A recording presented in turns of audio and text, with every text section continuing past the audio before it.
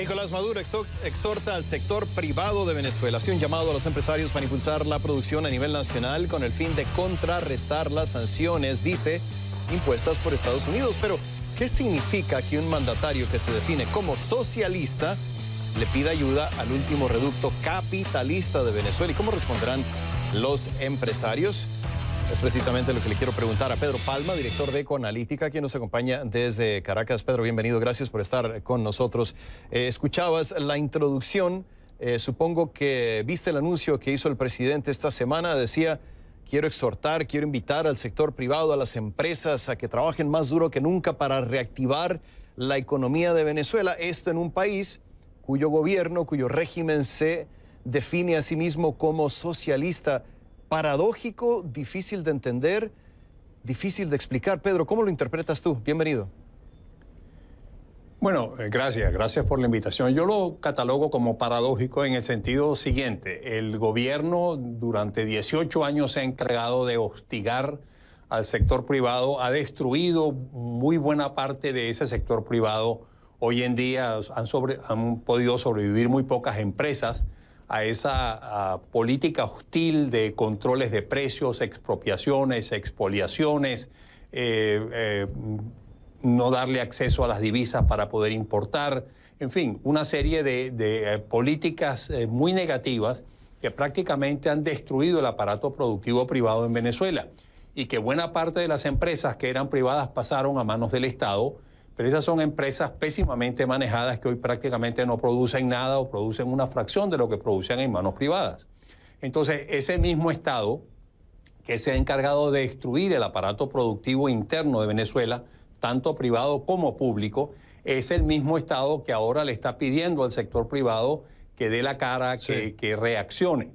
Obviamente los empresarios que han podido sobrevivir hasta el momento lo intentarán como un mecanismo de sobrevivencia.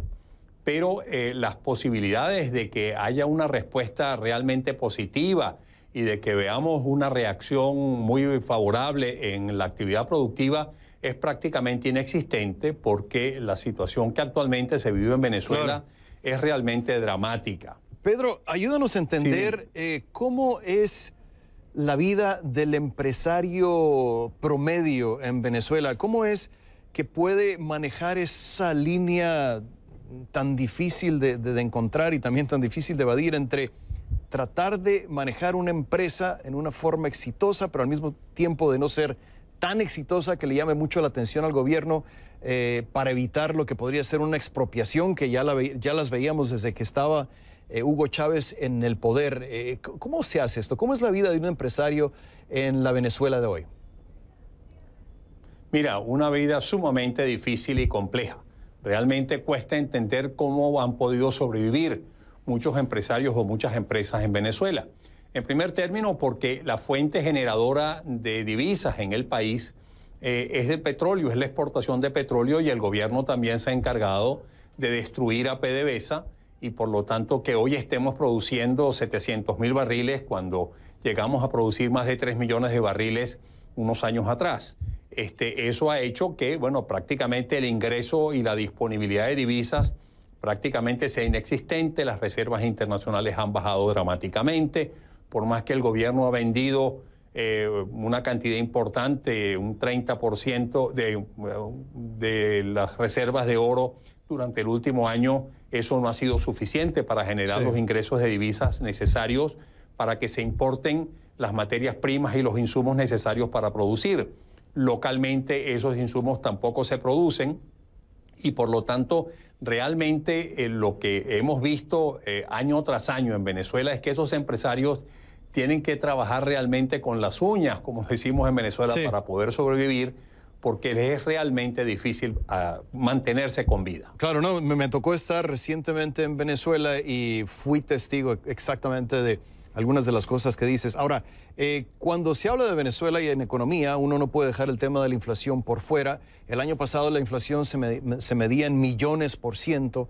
Este año algunos economistas dicen que el nivel para el cierre podría estar en el 8.000%, que sería un escándalo para un país normal, pero buenas noticias para un país como Venezuela. ¿Va a pasar esto realmente? Y si está mejorando, el nivel de inflación, y digo mejorando entre comillas. ¿A qué se debe esto, Pedro? Mira, la inflación ha cedido durante los últimos tiempos, básicamente a lo largo del año 2019, y eso se ha debido a un par de factores importantes. Uno de ellos es una política monetaria tremendamente restrictiva implantada por el Banco Central, que ha implantado unos encajes requeridos a la banca prácticamente confiscatorios, prácticamente del 80% en promedio, 100% sobre los nuevos depósitos que haga la banca. Por lo tanto, bolívar que recibe cualquier banco lo tiene que inmovilizar en el Banco Central en forma de reservas y reservas no remuneradas. Eso ha paralizado totalmente la actividad crediticia de la banca y por lo tanto ha paralizado el consumo, ha paralizado la demanda, no hay demanda y por lo tanto los empresarios tampoco consiguen posibilidades de colocar su producción en el mercado local. Pedro, eso ha hecho, obviamente... Sí, adelante, sigue.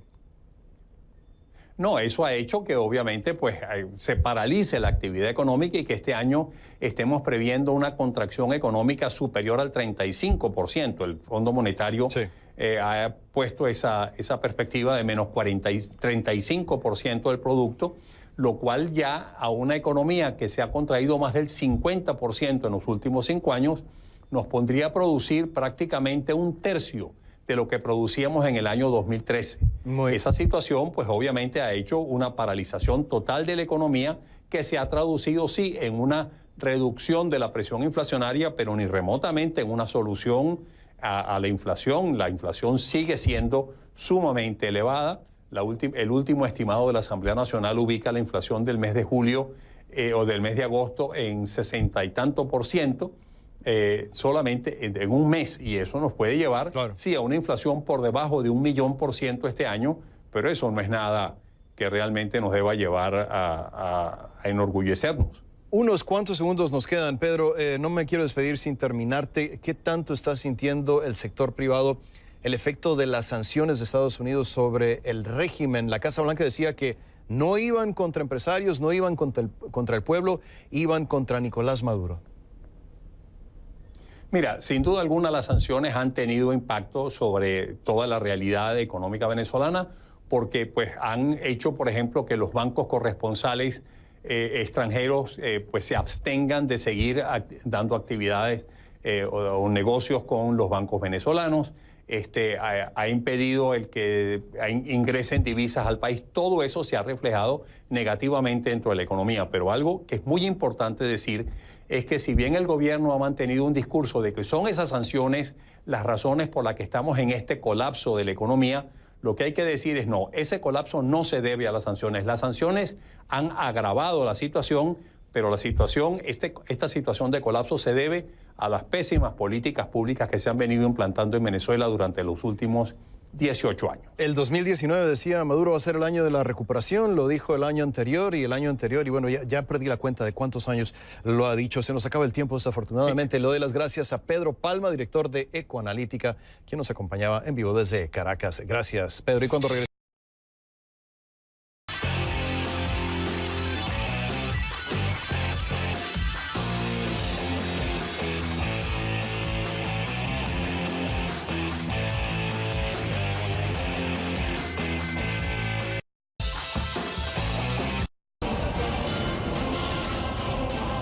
Trump y Maduro reconocen que sus gobiernos han estado en conversaciones al más alto nivel, pero el asesor de seguridad de la Casa Blanca, John Bolton, precisa que el diálogo ha sido para discutir la salida de Maduro y la celebración de elecciones libres. Se acerca finalmente el fin de la crisis. A Trump le conviene electoralmente lograr el fin del conflicto a puertas de las elecciones del 2020. Lo discutimos. Vamos de inmediato con Michael McCarthy, profesor adjunto de Relaciones Internacionales de la Universidad George Washington. Nos acompaña desde la capital de los Estados Unidos. Michael, considerando que Venezuela como país es cada vez menos viable y que, por otro lado, el presidente Donald Trump en su carrera por la reelección necesita demostrar resultados, sobre todo lo que tiene que ver con el voto hispano, ¿están las condiciones para que Washington y Caracas lleguen en esta pasada a una solución de la crisis? Bueno, José Manuel, creo que es una pregunta que tiene varias partes, ¿no? Y creo que es importante comenzar diciendo de que la administración de Trump y el presidente en particular tiene su propia versión de la diplomacia coercitiva. Y en el caso venezolano, que es uno de los casos más difíciles aquí en el mundo, ellos, a través de su política exterior, han tenido mucho impacto en la crisis. Pero como en otros casos, donde están utilizando la diplomacia coercitiva, no tienen en las manos una victoria completa. Entonces, ya conectando con tu pregunta particular, el tema político electoral aquí en los Estados Unidos, el tema 2020, es obviamente muy importante para el tema de la Florida, un estado estratégico para cualquier escenario de reelección del presidente Trump. Entonces, le conviene a Trump seguir mostrando que está comprometido con el caso y con la búsqueda de una solución a la crisis.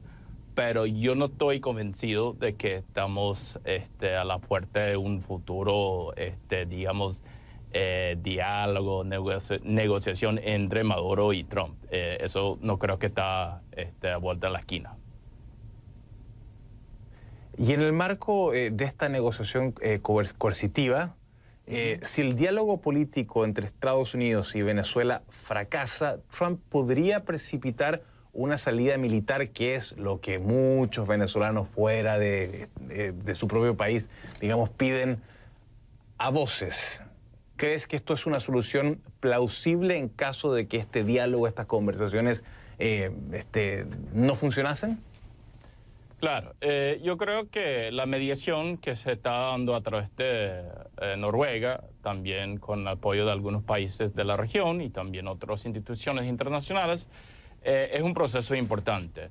Pero creo que desde la óptica de la Casa Blanca, ellos lo ven las conversaciones como parte, como digamos un subjuego dentro del juego de poder global. Entonces, lo que dijo el señor Bolton hace una semana más o menos en Lima era de que es la hora para la acción, no para dialogar, para seguir dialogando, digamos, ¿no?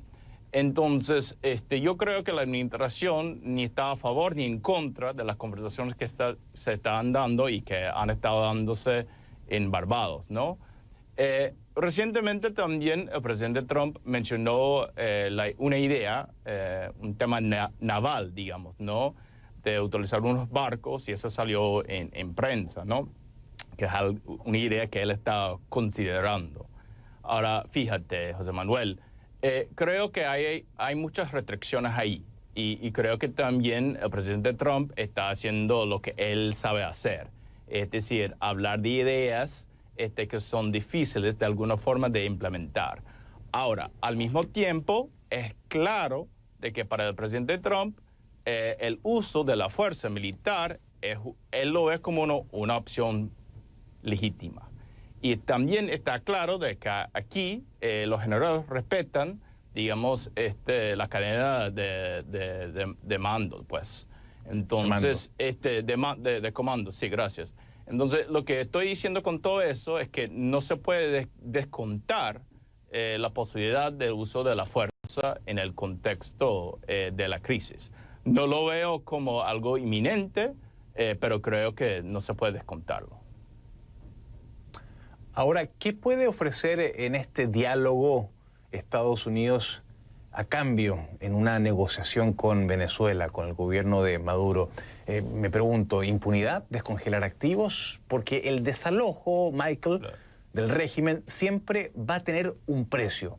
Y mi pregunta es, ¿cuál es ese precio? Claro, es una pregunta muy importante y creo que también hay que considerar de que en el contexto de estas conversaciones estamos hablando de por lo menos tres partes, ¿no? Porque también está el gobierno de Guaidó, que está formalmente sentado en la mesa, mientras que Washington no está en la mesa como tal, ¿no? Obviamente la administración está poniendo presión sobre la mesa con un fin en el mente, que es poder tratar